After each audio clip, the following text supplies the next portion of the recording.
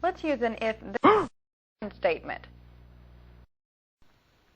Let's see how we can control program flow with a few short program examples. We want to start with a new project file, so we'll select Remove Project from the File menu. Answer No at the Save Changes prompt, and then click the Add Standard EXE Project button. We will first examine the if-then statement in its simplest form. We double-click the form to go to the code window, and in the form load function, we type if txt underscore number dot text equal sign 1, then MSG box, open parentheses, open quote, you entered 1, close quote, close parentheses. In this statement, Visual Basic tests the condition to see if its value is true, and if it is, the statement directly following the then keyword is executed. If the condition tests to be false, Visual Basic continues the program with the next line.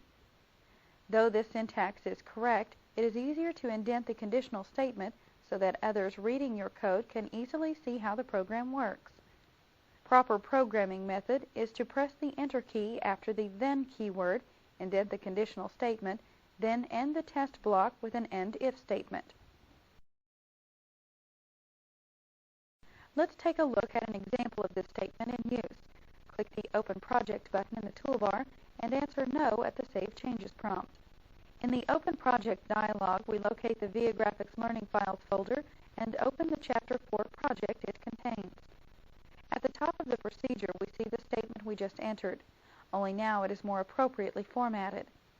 This program is basically a combination of 5 conditional if-then statements that will be evaluated when we press the Command button on the form. Each statement in turn has its condition checked, and if it is found to be true, the statement between if, then, and end if is executed. Let's press the F5 key to run our program, and when it starts, we enter the number 1 in the text box and click the Evaluate button. A message box is displayed informing us that we have entered 1.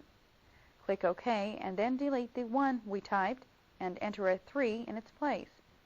Again, click the Evaluate button, and this time we are told we entered a 3. We click OK in the message box and then click the Close button on our form.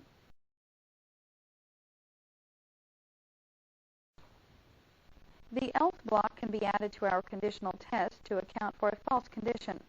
The else block will contain any statements that need to be executed when the if-then condition is found to be false. Let's modify our program by using the else block to make sure the user has actually entered something before they click the button. First, we need to add a new line to the beginning of our program. We place our cursor at the beginning of the first if-then statement and press Enter to insert a new line. On the new line, we type if txt underscore number dot text equal sign, open quote, close quote, then, and press the Enter key to insert another new line. Next, press Tab to indent our true statement and type MSG box, open parentheses, open quote, you didn't enter a number, close quote, close parentheses, and press Enter. Finally, press the backspace key to move to the beginning of the line and type else to finish the first part of our if, then, else statement. These new lines we've added will check to see if the user failed to enter something in the text box. If the user didn't enter anything, a message box will be displayed informing them of the fact. If the user did enter something, the else portion of the statement will execute, and in this case, our 5 original if-then statements will be performed. We've added a few more minor changes we want to make. Earlier, we stressed the importance of proper formatting when we are typing the statements. So since we have indented the first message box before the else statement, we need to indent the statements after the else statement. We'll highlight everything from the if-then statement to the last end if and press the Tab key to indent them all. Lastly, we place our cursor at the end of the last end if statement and press the Enter key to add another new line. We'll press the backspace key and type end if to finish the new if, then, else statement. We press F5 to run our program, and when the form appears, we press the Evaluate button without typing anything in it. As planned, we are presented with a message box informing us that we have not entered a number. Click OK, enter a 4 in the text box, and again click the Evaluate button. Now we are informed that we have entered a 4. Click OK to close the message box, and click the Forms Close button to return to the programming environment.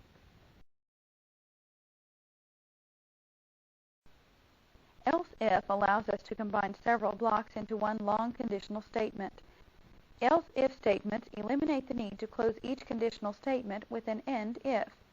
They make this program one long conditional block. Let's modify our program to make use of the else if statement. This will be a simple process because we already have all of our information inserted. We just need to change a few things. First, we won't need any of the end if statements except for the last one. Instead, we'll use else if statements. We highlight the first end if and press delete to remove it. We type else in its place and then press delete until it and the if statement following it are combined into a single command. We repeat this process for each of the remaining end if statements except for the last. The beauty of the else if statement is the fact that once we have found a matching condition, we don't execute the rest of the statements. For instance, suppose our user entered a 1. Within the else block of our first if-then will be checked, and the value will match, so we'll execute the code within that block. Once that is done, the remainder of the else ifs will be skipped, and we go directly to the end if, which ends the execution of the procedure.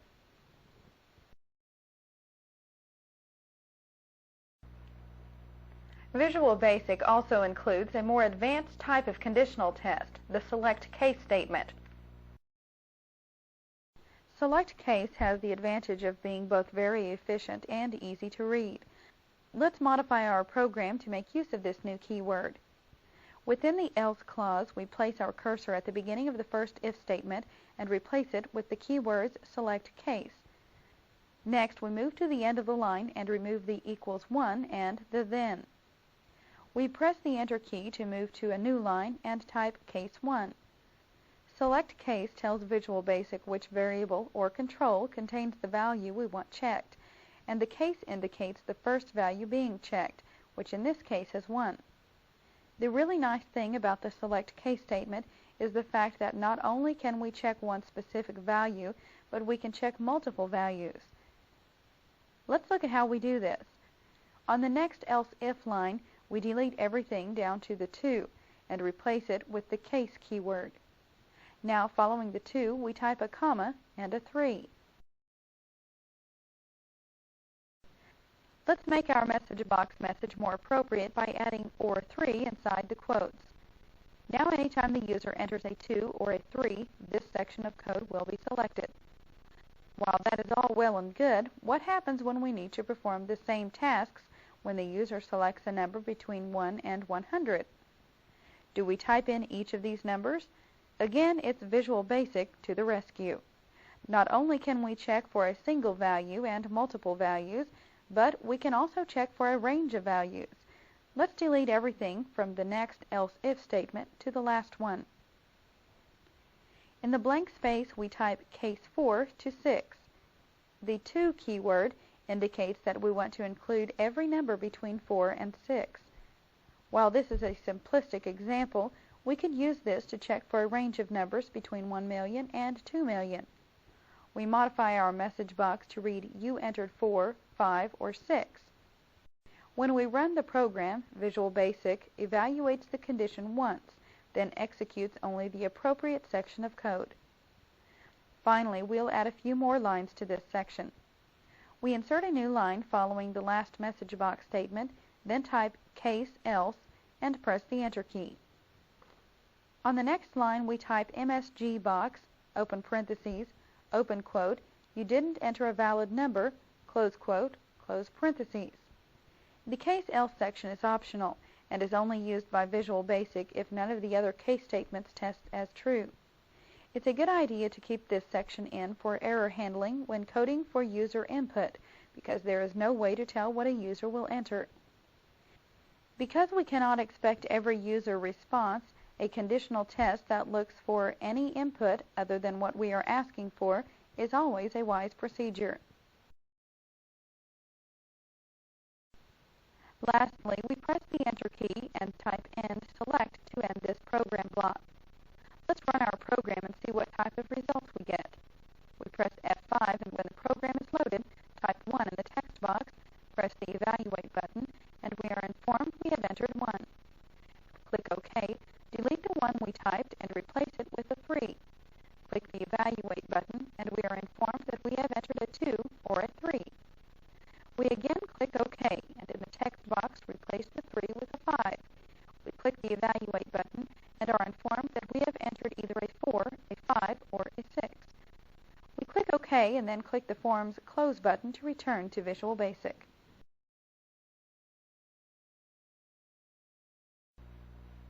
Loops repeat their contents until a condition is met, then the loop is exited and the program continues. We will first examine the simplest form of the loop, the for next loop. Let's start with a new project. We'll select Remove Project from the File menu, answer No at the Save Changes prompt, and then click the Add Standard EXE Project button. To start our loop, we first double-click our new form to bring up the code window. Then type for a =, 1 to 5, and press Enter. This statement defines a variable of type variant that starts with the value of 1 and can be increased to a value as high as 5. This range of value increases or is incremented each time through the loop. To illustrate the value of the variable of a increasing each time through the loop, we next type MSG box A. This will display a message box with our variable each time through the loop, showing us its increasing value. Finally, to end our loop, we press Enter, then type Next A. This statement restarts our loop by sending the program back up for the for statement, where the value of A is increased by 1. The program continues in this manner until the value of our variable A has reached as high as the range we defined in the for statement. Next, we press Enter and type End. The program will not continue to the next line, in this case End, until it has repeated the loop 5 times. Every line of code inside the for next loop, those lines between the for and the next statements, will be executed once for each time the loop repeats. To see this work, we press F5 to run our program and see our message box is displayed 5 times, with the value of our variable A increasing with each pass through the loop. We can also change our program slightly to make our loop jump several places with each step. To accomplish this, we change the maximum value of our variable A from 5 to 25, then change the starting value of A from 1 to 0. Next, we add step 5 to our for statement. This will add 5 instead of 1 to our loop variable each time through the loop. We press F5 to run our program, and notice the value of 5 increases in increments of 5 with each loop.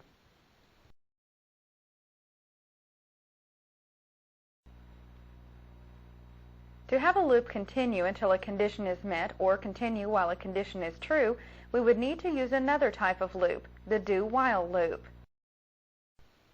Let's take a look at how the do-while works.